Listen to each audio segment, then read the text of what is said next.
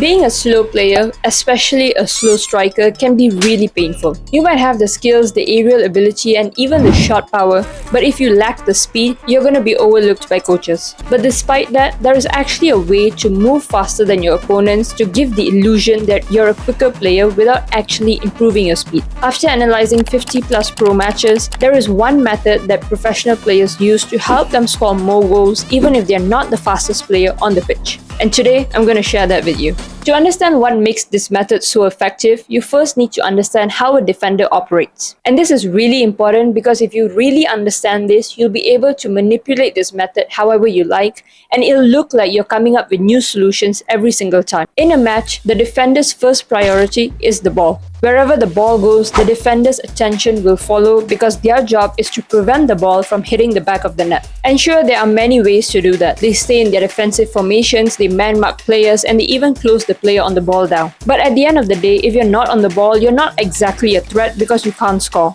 And this is the exact advantage that you want to exploit. As a striker myself, I know that you want to get on the ball. And very rightfully so. If you don't get the last touch on the ball, the goal isn't awarded to you. But the easiest way to score is to touch the ball closest to the goal. Instead of carrying the ball all the way from the halfway line to the goal, it would be easier to just tap the ball into the goal. And remember, you're a slow striker, which means if you try to carry the ball from the halfway line, you probably would have lost it before you even reach the 18-yard box. By the time you get there, the defender is already in the dressing room, finished showering, changing into a new pair of underwear and getting ready to go home. So save yourself the embarrassment and become a tap-in merchant. But not a wannabe tap-in merchant, an actual tap-in merchant. What's the difference, you don't care to ask? Well, a wannabe tap-in merchant just stands in front of the goal and calls for the ball. And when the ball doesn't reach him, he blames everyone else around him. An actual tap-in merchant actually gets on the ball because they know how to deceive the defender. They're stealthy enough to get away from their marker, and therefore their teammates are able to find them in space. And stealthy is what I'm going to help you become, because you can't be slow and straightforward at the same time. But in order to do that, there is a run that you need to master.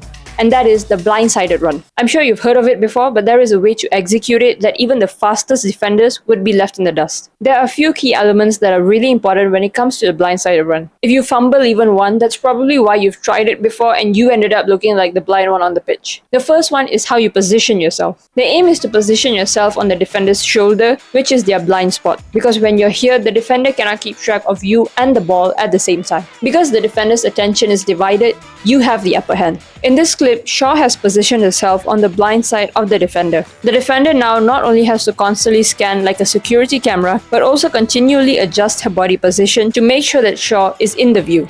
A quick interruption to this video. If you want me to analyze your matches and break down what you need improving on so that you can stay 3 steps ahead in your next match, get my email from the pinned comment down below and send me an email with the subject line Match Analysis. The second one is timing of the run. And this is probably the most crucial part of the run. Even if you position yourself right, if you get this one wrong, your run will become ineffective. In order to master timing, you need to keep an eye on the defender. The defender will constantly scan to make sure that she knows where you are on the pitch. But there will come a time where the ball is about to be played in and she will give more of a focus to the ball because she wants to be able to intercept it. And this is when you want to execute your run. Because the defender has shifted her focus from you to the ball, the only information that she has about your positioning is the last time she scanned. Any movement that you make after this would be her reacting to your movement rather than anticipating it. It's like turning your head away from a kid for 5 seconds and the next thing you know, they've climbed a tree. Take a look at this clip. Here, Emily Fox is keeping an eye on Bunny Shaw. She scans a few times as the ball is traveling on the wing. But the moment the ball is to be crossed in, she gives all of her attention to the ball. And this is something not just defenders do, but players all the way from the lowest to the highest level do. When the ball is at a player's foot, it has the possibility of changing trajectory and therefore you'd give all your attention to it. But since Fox gives her attention to the ball, Bunny Shaw is now able to pull away from Fox to create some space for herself and ultimately headed the ball into goal.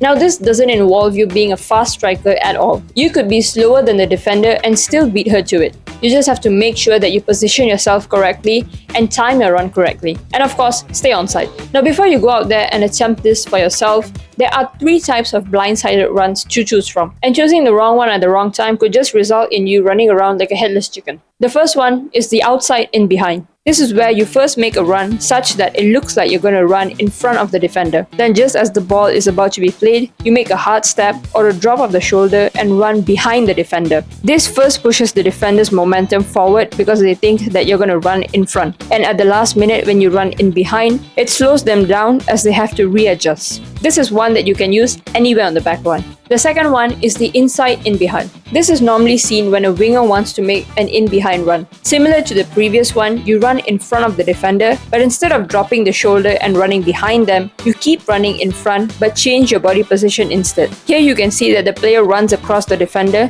but instead of continuing the run in the same direction, the player has made a 180-degree turn and is now on the defender's blind side. And the third one is the peel away. If you're a striker who never has space on the ball, this is how you create separation from the opponent. For this one, you first make a run in one direction, and as the defender runs to keep up with you, you abruptly stop and allow the defender to continue making his or her run. This then creates separation between you and your marker, and you're able to receive the ball under time and space. And that's how you score more goals as a striker that looks like you're running with bricks attached to your legs. Now if you're scanning but you still can't stay calm under pressure, this video should help you fix that.